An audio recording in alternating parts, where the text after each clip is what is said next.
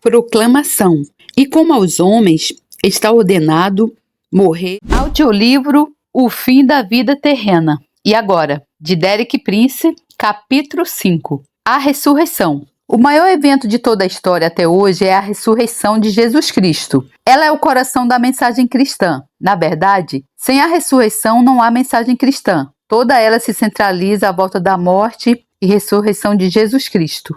Isto não é uma filosofia ou uma teoria, mas um fato da história. Ou isto é um fato, ou então não tem qualquer tipo de consequência. Se é apenas uma filosofia ou uma teoria, então não tem qualquer poder para ajudar a humanidade. Mas graças a Deus que é um fato da história. Também vos notifico, irmãos, o evangelho que já vos tenho anunciado, o qual também recebestes e no qual também permaneceis, pelo qual também sois salvos, se o retiverdes, tal como vou-lo tenho anunciado, se não é que crestes em vão. Porque primeiramente vos entreguei o que também recebi, que Cristo morreu por nossos pecados, segundo as Escrituras, e que foi sepultado e que ressuscitou ao terceiro dia, segundo as Escrituras. 1 Coríntios 15, 1-4. Fatos históricos do Evangelho. O Evangelho de Jesus Cristo consiste em 3 simples fatos históricos. Muitas pessoas apenas têm uma ideia nevoada do que o Evangelho é. Elas associam-no com algo que é principalmente emocional ou subjetivo. E muito da chamada pregação do Evangelho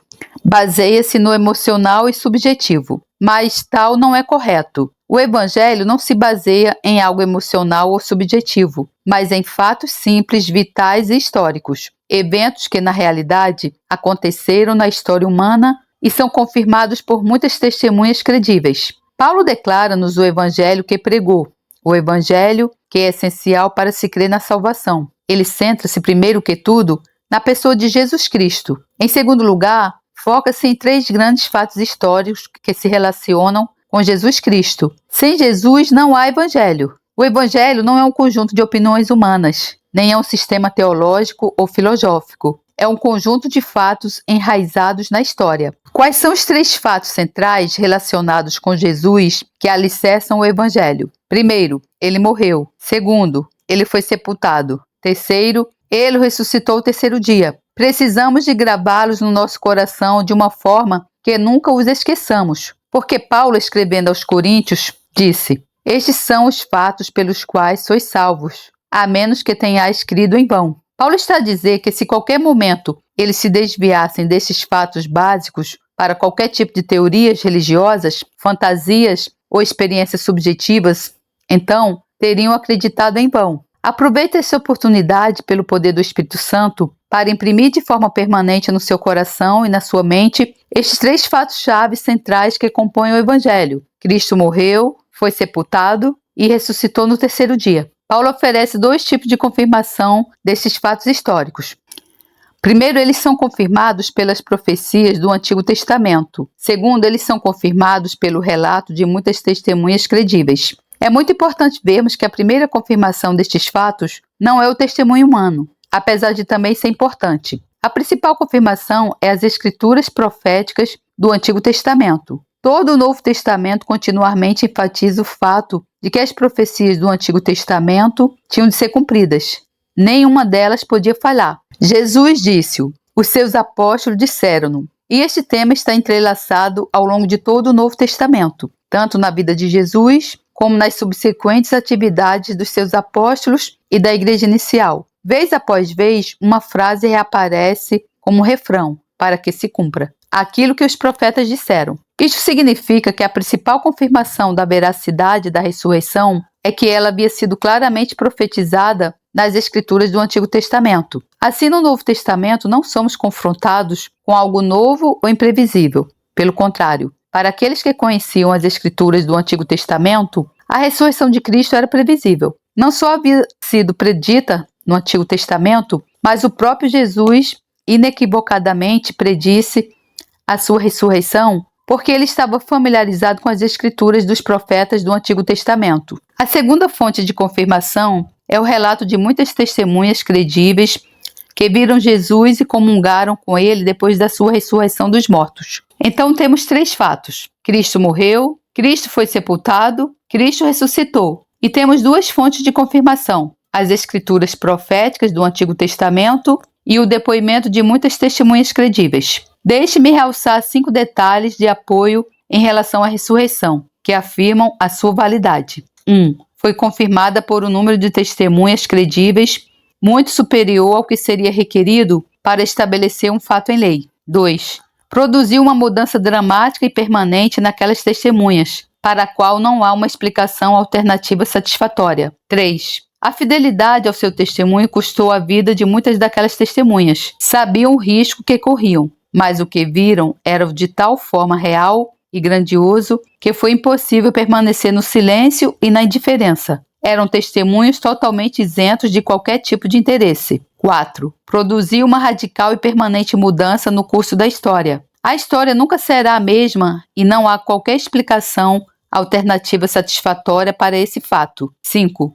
O Cristo ressurreto tem continuado a revelar-se pessoalmente como estando vivo a milhões de pessoas nos séculos seguintes, e eu sou uma delas. Numa noite de 1941, enquanto servia como soldado no exército britânico, tive uma relação pessoal e direta de Jesus na minha camarata. Eu não era uma pessoa religiosa, não era uma pessoa que estava em busca de algo especial, ou fantástico, ou fora do normal. Não havia nada extraordinário na minha psicologia naquele momento, mas Jesus revelou-se a mim de forma tão genuína e pessoal que desde aquele dia até hoje nunca fui capaz de duvidar que ele está vivo. A sua ressurreição e vida é o fato mais importante da história mundial. Como o cristianismo é diferente. Em conexão com o que Paulo diz acerca dos 3 fatos do Evangelho, deixe-me apontar 3 maneiras nas quais o cristianismo, baseado nesses fatos, difere de quase todas as outras principais religiões.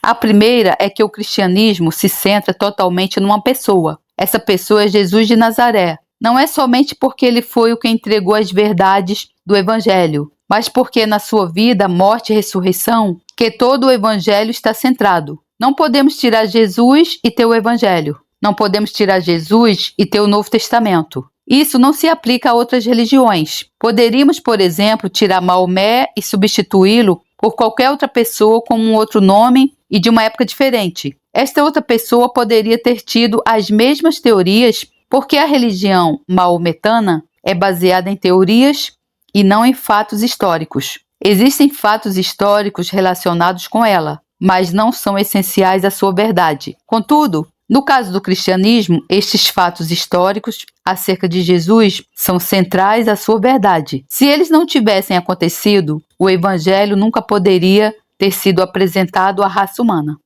Um segundo fato distinto acerca do cristianismo é que ele está enraizado na história. Tal como anteriormente enfatizei, não é algo subjetivo ou teórico. Não está a flutuar em algum reino enevoado ou em alguma teoria ou teologia subjetiva. Está centrado diretamente na história humana. Se os eventos em que se baseia são verdadeiros, então o cristianismo é verdadeiro. Se não são verdadeiros, então o cristianismo não é verdadeiro. Não há um meio termo. É um total e completo compromisso com um conjunto de fatos históricos. Em terceiro lugar, o cristianismo afirma que será verificado na experiência pessoal daqueles que creem e baseiam as suas vidas nestes 3 fatos vitais: a morte de Cristo, o seu sepultamento e a sua ressurreição. Crendo em Jesus e nestes fatos acerca dele, produzirá uma transformação tremenda e sobrenatural nas vidas de todos os que acreditarem. Assim, mais uma vez, o cristianismo está enraizado na experiência humana. Está enraizado na história pessoal de todos os que creem e o recebem. Isto tira-o do domínio da teoria. É importante notarmos isto porque muitas pessoas hoje veem o cristianismo apenas como uma religião entre muitas, um conjunto de teorias ou de princípios morais. Isso é incorreto. O cristianismo é diferente das religiões que são apenas teorias ou princípios morais, porque ele está baseado na história e na experiência humana. Ele ergue-se ou cai com a verdade da história e da experiência humana. Por que o homem rejeitou o cristianismo? Tenho afirmado que a ressurreição de Jesus Cristo é um fato histórico e, contudo, ainda há quem a rejeite. E quais os motivos? Porque não recebem a evidência. Eu sugiro-lhe 2 razões principais. A primeira é psicológica e a segunda é espiritual. Psicologicamente, as pessoas não querem reconhecer a possibilidade da intervenção direta e sobrenatural de Deus nos assuntos humanos. Elas ofendem-se com o pensamento de que Deus pode, de alguma forma, mudar o que elas consideram ser o curso normal das coisas. E, no entanto, não existem quaisquer motivos lógicos ou científicos para esta atitude. Eu atrevo-me a falar com alguma autoridade, porque a certa altura eu próprio fui professor de filosofia e um dos temas que estudei com alguma intensidade foi a lógica da ciência. Aventurar-me-ia a dizer que a ciência não consegue oferecer qualquer motivo lógico porque a ressurreição de Jesus Cristo não devia ter ocorrido. Não é científico declarar que tal não aconteceu. Na realidade, é anticientífico rejeitar a evidência válida de que aconteceu. A segunda razão por que as pessoas já acham difícil acreditar na ressurreição de Jesus Cristo é espiritual. Isto é claramente afirmado por Paulo em 2 Coríntios 4:4. O Deus deste século cegou os entendimentos dos incrédulos, para que não lhes resplandeça a luz do Evangelho da glória de Cristo, que é a imagem de Deus. Nas Escrituras, o Deus deste século é apenas um dos muitos títulos de Satanás. Tal como disse anteriormente, Satanás é o assassino, o ladrão, o tomador de vida, enquanto Jesus é o dador de vida. Na cruz, Jesus encontrou-se com Satanás e subjugou-o. Ele derrotou-o de uma vez por todas. Desde essa altura, Satanás não tem qualquer resposta para a cruz. Ela soletra a sua derrota. Ela acaba com seu poder de dominar a humanidade e infligir-lhe a sua vontade cruel e as inesgotáveis agonias pelas quais ele é responsável, emocionais, físicas e espirituais. Assim sendo, Satanás tem agora um objetivo supremo: evitar que os homens e as mulheres compreendam verdadeiramente o que aconteceu quando Jesus morreu e ressuscitou dos mortos. Paulo diz que, como Deus desse século, ele tem cegado as mentes dos incrédulos. É por essa razão que eles não conseguem ver a transparente e simples verdade, a mensagem da salvação e libertação que nos é dada através de Jesus Cristo. Lógico e necessário. Do ponto de vista de Deus, a ressurreição de Jesus Cristo foi tanto lógica como necessária. Foi a justificação de Deus, a obediência e justiça do seu Filho Jesus. Paulo declara isto nos versículos iniciais de Romanos. Paulo, servo de Jesus Cristo, chamado para apóstolo, separado para o Evangelho de Deus, o qual antes havia prometido pelos seus profetas nas Santas Escrituras acerca de seu Filho, que nasceu da descendência de Davi, segundo a carne, declarado Filho de Deus em poder, segundo o Espírito de santificação, pela ressurreição dos mortos, Jesus Cristo nosso Senhor. Romanos 1:4.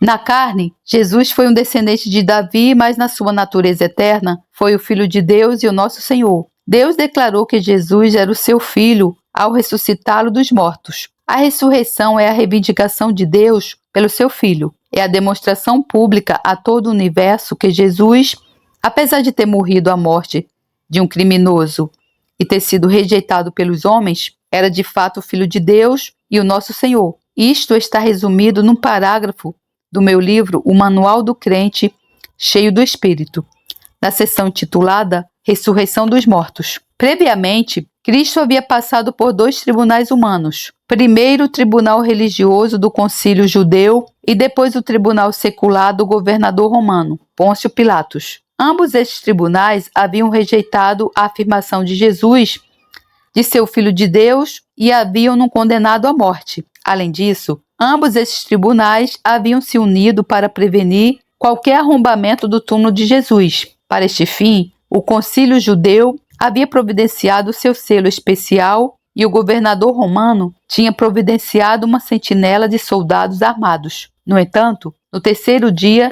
Deus interveio. O selo foi quebrado, a sentinela foi paralisada e Jesus saiu do túmulo. Com este ato, Deus reverteu as decisões do concílio judeu e do governador romano e publicamente reivindicou a declaração de que Cristo é o Filho de Deus sem pecado. A justiça de Deus foi reivindicada pela ressurreição de Jesus. Jesus havia sido posto de lado pela humanidade como um criminoso, mas Deus, através da ressurreição, confirmou a sua afirmação de ser o Filho de Deus.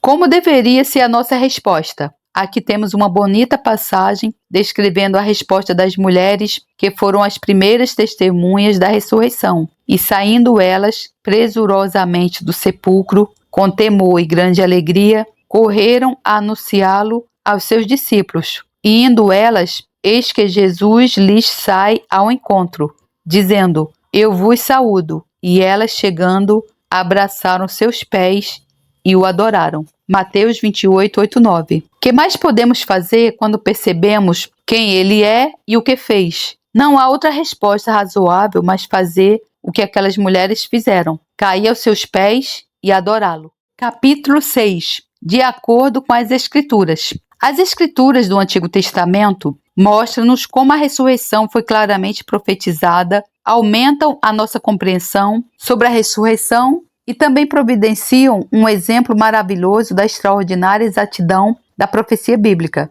Já vimos o que Paulo declara ser a essência do Evangelho. Porque primeiramente vos entreguei o que também recebi, que Cristo morreu por nossos pecados, segundo as Escrituras, e que foi sepultado e que ressuscitou ao terceiro dia, segundo as Escrituras. 1 Coríntios 15, 3, 4. No versículo 4, temos de compreender que as Escrituras referem-se ao que hoje chamamos o Antigo Testamento. Na altura em que Paulo estava a escrever o Novo Testamento, ainda não era um completo ou estabelecido livro das Escrituras. Paulo diz que o Evangelho consiste em 3 fatos históricos. Cristo morreu pelos nossos pecados, foi sepultado e ressuscitou ao terceiro dia. Ele também diz que a maior e singular autoridade para cada uma dessas afirmações reside no fato de que elas foram cumprimento das profecias do Antigo Testamento, isto é, de acordo com as Escrituras. Ele coloca a autoridade das Escrituras antes das testemunhas oculares da ressurreição, que cita logo a seguir. A principal confirmação da ressurreição de Cristo é encontrada nas Escrituras proféticas do Antigo Testamento. É natural questionarmos-nos: que Escrituras tinha Paulo em mente?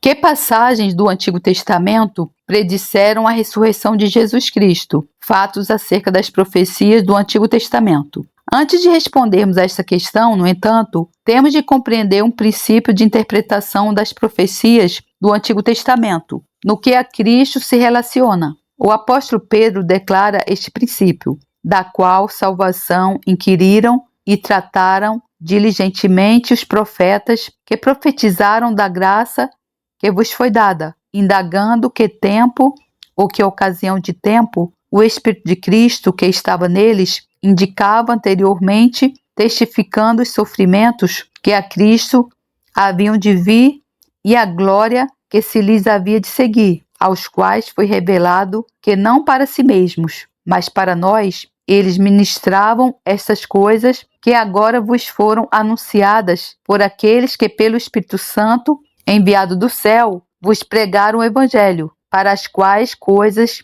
os anjos desejam bem atentar. 1 Pedro 1, 10, 12. Temos de ter em mente 3 fatos essenciais acerca das profecias do Antigo Testamento. 1. O Espírito de Cristo, o Messias, na primeira pessoa, falou através dos profetas do Antigo Testamento. 2. O Espírito de Cristo neles predisse 2 coisas em relação a Cristo, o Messias. Primeiro, os seus sofrimentos e segundo, as glórias que o seguiriam. 3. A sua mensagem não era para a sua própria geração, mas para os crentes no Novo Testamento. Profecias cumpridas. Agora veremos 2 exemplos específicos disto dos escritos do profeta Davi no livro de Salmos. Tenha em mente que o Novo Testamento chama Davi de profeta. Muito do que foi escrito por Davi e por outros nos Salmos é profecia. O primeiro exemplo é tirado de Salmos 22, 16, 18. Pois me rodearam cães, o ajuntamento de malfeitores me cercou. Transpassaram-me as mãos e os pés. Poderia contar todos os meus ossos. Eles veem e me contemplam. Repartem entre si as minhas vestes e lançam sortes sobre a minha túnica. Davi enumera uma série de experiências que ele descreve na primeira pessoa, sem que, contudo, lhe tenham acontecido. Trespassaram-me as mãos e os pés. Isto não aconteceu a Davi. Repartem entre si as minhas vestes. Isso não aconteceu a Davi.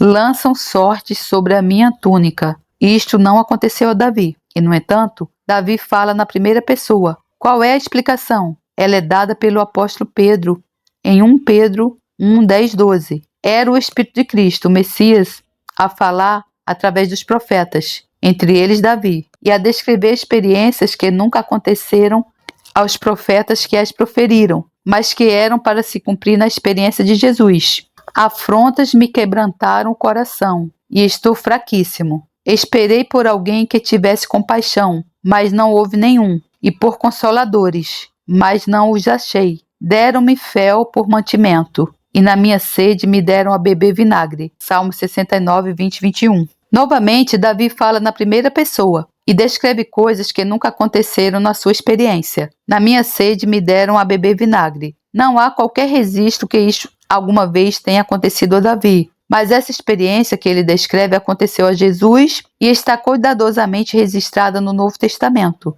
Muitos destes eventos descritos por Davi nos Salmos foram cumpridos, não na sua experiência, mas na experiência de Jesus no Novo Testamento. Deram-lhe a beber vinho misturado com fel, mas ele, provando-o, não quis beber. E, havendo-o crucificado, repartiram as suas vestes, lançando sortes para que se cumprisse o que foi dito pelo profeta. Repartiram entre si as minhas vestes, e sobre a minha túnica lançaram sortes. Mateus 27, 34 e 35. Repare que os pormenores que Davi escreveu sobre si mesmo na primeira pessoa não foram cumpridos na sua experiência, mas sim na crucificação de Cristo. O escritor desta passagem no Novo Testamento refere que eles aconteceram para que se cumprisse o que foi dito pelo profeta. Por outras palavras, isto foi a obra exterior, visível, do que havia sido projetado pelas profecias do Antigo Testamento. Um outro exemplo do mesmo princípio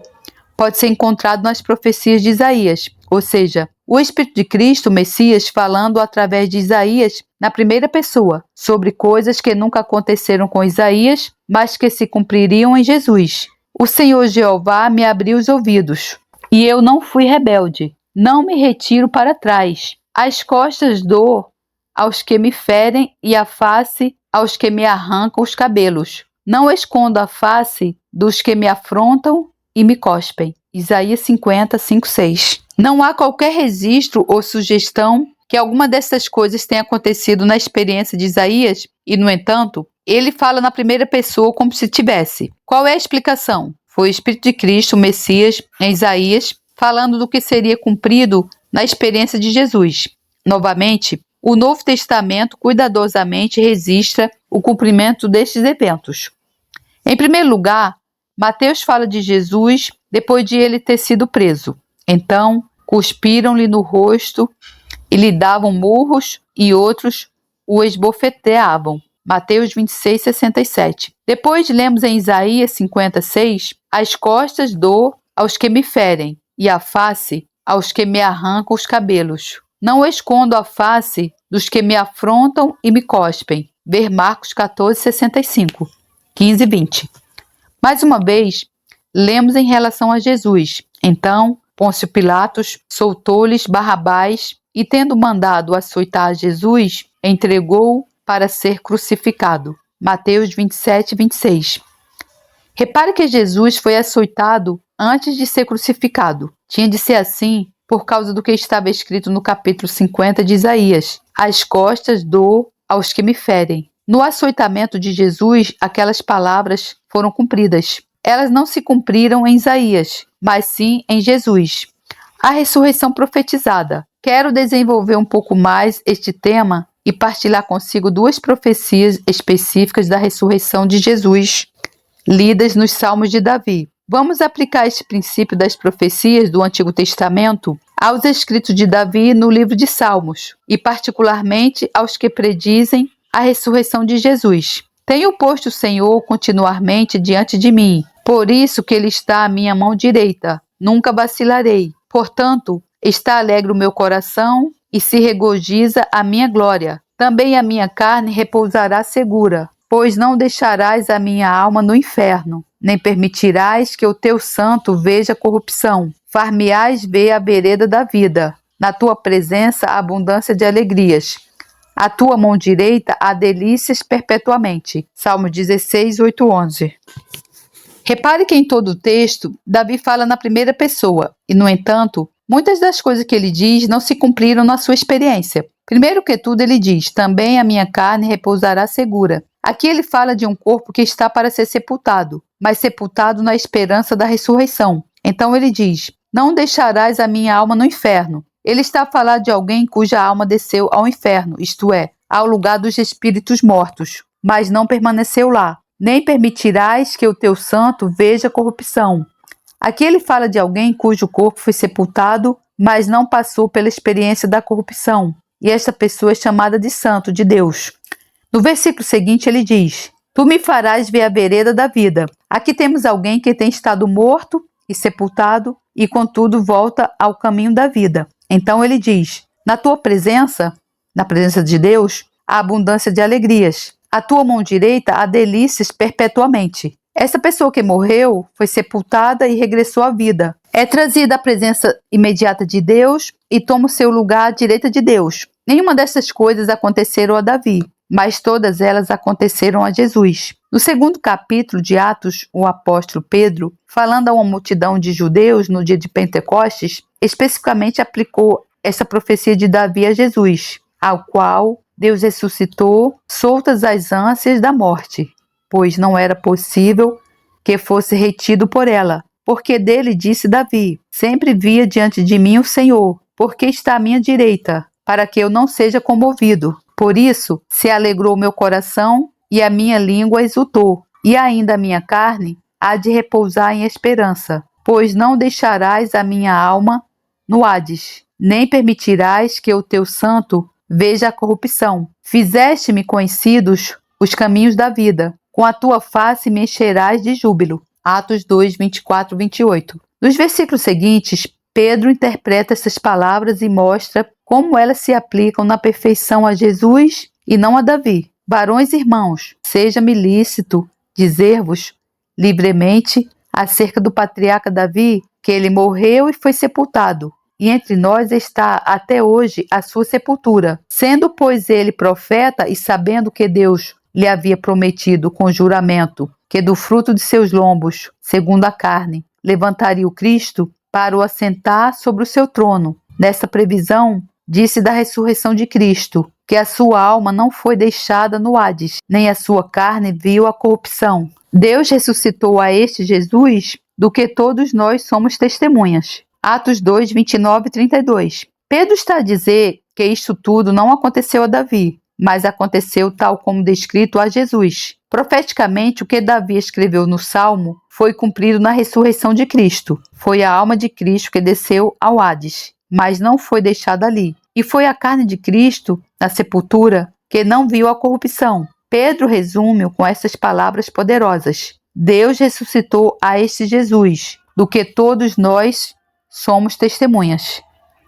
A predição da ressurreição, tal como vimos no Salmo 16, pode ser sumariamente da seguinte forma. Ela foi citada no Novo Testamento por Pedro e Paulo, e ambos a aplicaram a Jesus. Ela não se aplicou a Davi. Ela indicava que a alma de Jesus desceria ao inferno, mas não permaneceria lá. O corpo de Jesus seria deitado no sepulcro, mas não se degradaria. Através da ressurreição, Jesus seria restaurado à presença de Deus o Pai. Vamos explorar outra passagem no livro de Salmos, onde, mais uma vez, Davi fala na primeira pessoa. Ele está a falar do que não aconteceu com ele, mas que foi totalmente cumprido na vida do Messias, que descendeu da linha de Davi. O salmista está a falar com Deus e diz: Tu, que me tens feito ver muitos males e angústias, darás ainda a vida e me tirarás dos abismos da terra. Aumentarás a minha grandeza e de novo me consolarás. Salmo 71, 20, 21.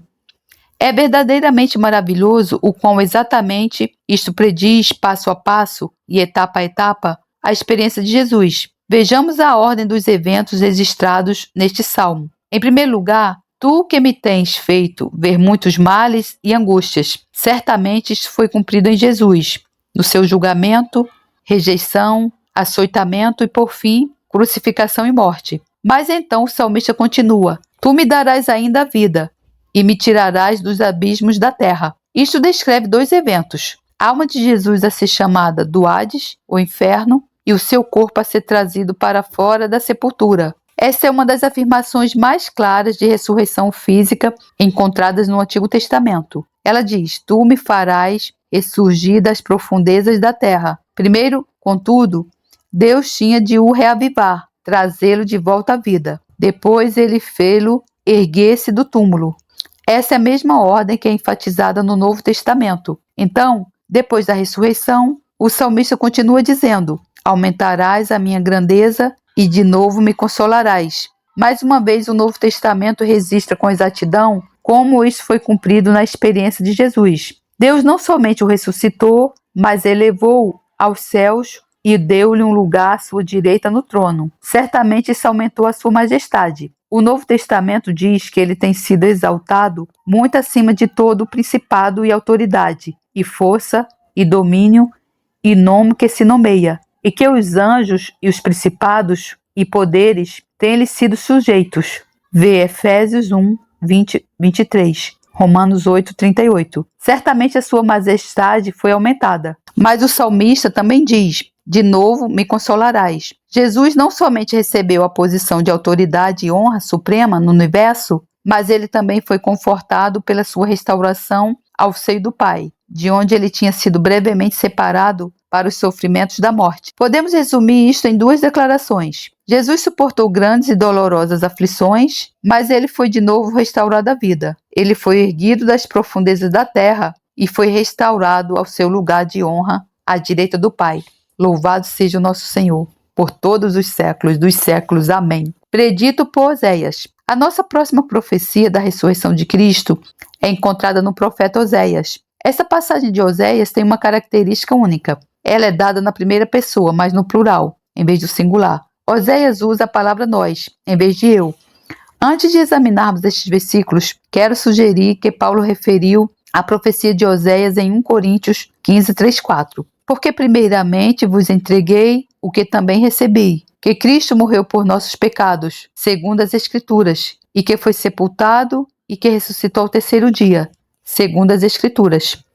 Repare na frase final: ele ressuscitou ao terceiro dia, segundo as Escrituras. Paulo enfatiza em primeiro lugar que ele ressurgiu ao terceiro dia e em segundo lugar que a sua ressurreição ao terceiro dia foi cumprimento das Escrituras do Antigo Testamento. Essa escritura anexa uma importância considerável ao fato de ter sido profetizado que Jesus seria ressuscitado ao terceiro dia. Isto levanta uma questão muito significante: que a escritura do Antigo Testamento foi cumprida pelo ressurgimento de Jesus ao terceiro dia. Uma escritura que enfatiza o terceiro dia é encontrada em Oséias 6, 1, 2. Vinde e tornemos para o Senhor. Ele despedaçou e nos sarará, fez a ferida e a ligará. Isto é uma promessa de cura e restauração. Depois de 2 dias nos dará a vida. No terceiro dia nos ressuscitará e viveremos diante dele. Repare na ênfase clara: depois de 2 dias nos dará a vida. No terceiro dia nos ressuscitará. Isto foi precisamente realizado em Jesus ao fim de 2 dias. Deus reavivou no terceiro dia. Ele levantou da sepultura. Mas a característica significativa que Oséias fala sobre nós e não apenas sobre mim. Por outras palavras, apesar de se referir a Jesus, não se limita só a Jesus. Há um princípio importante aqui a operar. As profecias do Antigo Testamento não somente predizem fatos, mas também revelam o significado espiritual desses mesmos fatos. Isto é verdade, particularmente nesta profecia de Oséias. Oséias está a predizer, em primeiro lugar, que a ressurreição de Jesus terá lugar no terceiro dia, mas logo a seguir ele vai mais longe e sugere que a ressurreição de Jesus será de certa forma a nossa ressurreição, que nós os crentes estamos identificados com Jesus na ressurreição. Identificados com Cristo. A nossa identificação com Cristo é muitas vezes mencionada claramente no Novo Testamento. Essa é uma identificação com duplo sentido. Primeiro, Jesus identificou-se conosco, tornando-se humano. Ele tornou-se o substituto dos pecadores e tomou seu lugar. Contudo, a nossa salvação só vem quando nós nos identificamos com Ele, primeiro na morte e depois na ressurreição. Em Efésios 2, 4, 6, Paulo descreve o clímax desta identificação. Mas Deus, que é riquíssimo em misericórdia, pelo seu muito amor com que nos amou, estando nós ainda mortos em nossas ofensas, nos vivificou juntamente com Cristo, pela graça sois salvos, e nos ressuscitou juntamente com Ele, e nos fez assentar nos lugares celestiais, em Cristo Jesus. Repare que a palavra juntamente aparece 3 vezes seguidas. Essas são 3 experiências que nós partilhamos com Jesus. Primeiro, somos vivificados. Segundo, somos ressuscitados. E terceiro, somos convidados a nos sentarmos nas regiões celestiais com Cristo. Jesus identificou-se conosco no nosso pecado e pagou a multa que nos era requerida pelo nosso pecado através da sua morte. Contudo, depois disso, em todas as suas subsequentes experiências, funeral, ressurreição e ascensão, nós somos pela fé identificados com Jesus. Essa é a mensagem de Oséias. Além disso, o Novo Testamento torna claro e muito específico que o ato simbólico da nossa identificação com Jesus é o batismo. Isto é declarado em Colossenses 2,12. Sepultados com ele no batismo, nele também ressuscitastes pela fé no poder de Deus, que o ressuscitou dos mortos. Em primeiro lugar, nós somos identificados com Jesus no seu sepultamento, através do batismo, mas sendo identificados com ele no seu sepultamento. Também somos identificados com ele na sua ressurreição, de sorte que fomos sepultados com ele pelo batismo na morte, para que, como Cristo ressuscitou dos mortos, pela glória do Pai, assim andemos nós também em novidade de vida. Romanos 6,4. O princípio é que quando acreditamos e somos batizados, somos identificados com Jesus na sua morte. Sendo identificados com ele na morte, passamos então com ele por todas as experiências seguintes. Somos vivificados, somos ressuscitados e sentamo-nos a seu lado no trono. Veja o quão significativo isto torna a ordenança do batismo. O que se segue é a ressurreição. Voltemos à profecia de Oséias e vamos explorar o que se segue à passagem que já lemos. Vinde e tornemos para o Senhor, porque ele despedaçou e nos sarará, fez a ferida e a ligará. Depois de 2 dias nos dará vida. Ao terceiro dia nos ressuscitará e viveremos diante dele. Oséias 6:1-2. Eu referi que isto foi cumprido na experiência de Jesus, mas Oséias dá um passo em frente e prevê, pelo Espírito Santo, que nós, os que cremos, seremos identificados com Jesus na experiência da ressurreição ao terceiro dia. Ele continua: conheçamos e prossigamos em conhecer o Senhor. Como a alva será a sua saída, ele a nós virá como chuva seródia que rega a terra. Oséias dá aqui uma revelação adicional do que seguirá a ressurreição de Jesus. Mas essa revelação é só para aqueles que prosseguem no conhecimento de Deus. Não é para aqueles que apenas leem superficialmente as Escrituras, mas para aqueles que leem as Escrituras com coração e mente abertos, buscando a verdade que Deus deseja revelar. É significativo que a vida terrena de Jesus foi testemunhada por todos da mesma forma, crentes e incrédulos, amigos e inimigos. No entanto, a partir do momento da sua ressurreição, a revelação da sua ressurreição e tudo o que se seguiu foi concedido apenas àqueles que reúnem os requisitos espirituais, aos que conhecem e prosseguem em conhecer ao Senhor. São feitas mais 2 afirmações para aqueles que prosseguem em conhecer a Deus. Primeiro, como a alva será a sua saída? Isto refere-se à sua saída do túmulo. É comparada com o início do crepúsculo matutino. Depois, após a ressurreição, diz: ele a nós virá como a chuva seródia que rega a terra. Por todas as Escrituras, particularmente no livro do profeta Joel, que se segue a Oséias, a vinda da chuva à terra é uma imagem da vida do Espírito Santo sobre as pessoas de Deus.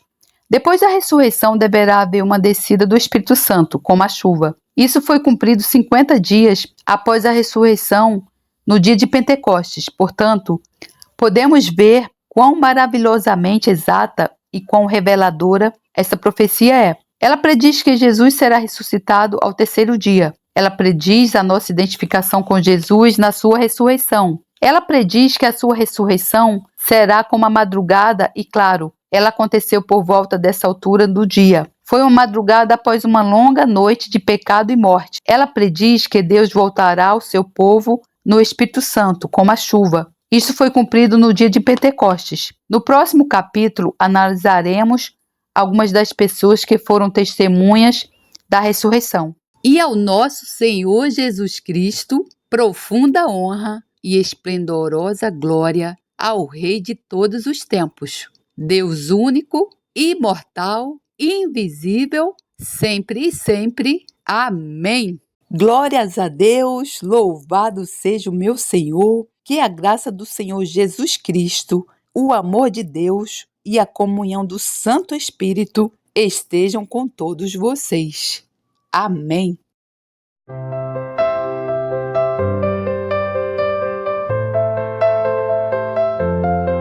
Os céus declaram a glória de Deus, o firmamento proclama a obra das suas mãos. Um dia fala disso a outro dia, uma noite o revela a outra noite. Sem discurso nem palavras, não se ouve a sua voz. Mas a sua voz ressoa por toda a terra, e as suas palavras até os confins do mundo. Nos céus ele armou uma tenda para o sol. Ciclo que é como um noivo que sai de seu aposento e se lança em sua carreira com a alegria de um herói. Sai de uma extremidade dos céus e faz o seu traje até a outra, nada escapa ao seu calor. A lei do Senhor é perfeita e revigora a alma. Os testemunhos do Senhor são dignos de confiança e tornam sábios os inexperientes. Os preceitos do Senhor são justos e dão alegria ao coração. Os mandamentos do Senhor são límpidos e trazem luz aos olhos. O temor do Senhor é puro e dura para sempre. As ordenanças do Senhor são verdadeiras, são todas elas justas. São mais desejáveis do que o ouro, do que muito ouro puro. São mais doces do que o mel, do que as gotas do favo. Por elas o teu servo é divertido, a grande recompensa em obedecer-lhes. Quem pode discernir os próprios erros, absolve mitos que desconheço. Também guarda o teu servo dos pecados intencionais, que eles não me dominem. Então serei íntegro, inocente de grande transgressão. Que as palavras da minha boca e a meditação do meu coração sejam agradáveis a ti, Senhor, minha rocha e meu resgatador.